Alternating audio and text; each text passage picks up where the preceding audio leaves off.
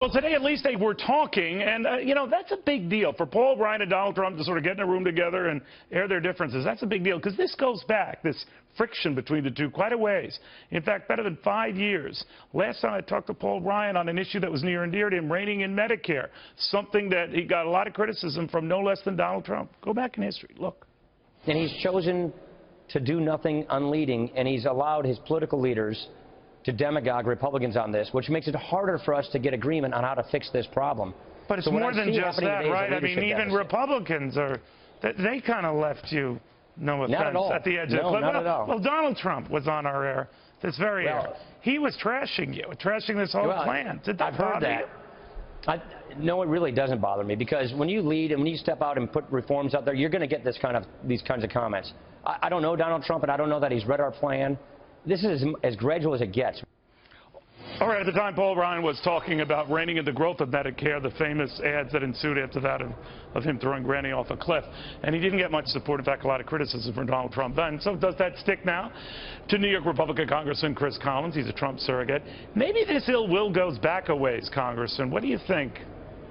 Oh, Neil, that was then. This is now 5 years in the political world. It's like 10 lifetimes. What matters today is that Paul Ryan and Donald Trump had a very positive meeting. As Donald Trump said then, and even now, he really doesn't know. Paul Ryan doesn't really know Donald Trump. This was more or less a get to know you. I thought the joint statement afterwards was a positive step. So, very soon. Maybe so, Congressman, but Paul Ryan is very keen on reining in entitlement growth. I think you are as well. And he's not heard that from Donald Trump. Did he today? Did you get word that he did? I don't believe, no, I did not follow up with either one. We just got the very positive vibes coming back from both camps, if you will, from the Ryan group as well as the Trump group. The meeting went even better than expected. The joint statement was good.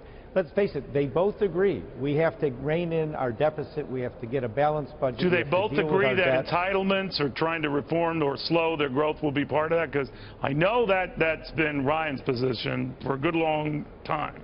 What about Donald Trump? Do you know? Do you care? Well, I certainly care, and what I've heard Donald say is he's not going to have a negative impact on anyone that's currently receiving Social Security, Medicare, but that he would be open longer term. We have heard some of those statements, and I'd certainly encourage those to When did you hear those statements? Because I have not. Well, no, yesterday we heard Mr. Trump say on the Social Security side, we'll be having a discussion, but we're not going to hurt anyone that's currently on that. And so okay, so when you say that we're going to be having a discussion where we could at least discuss the possibility of addressing entitlement growth?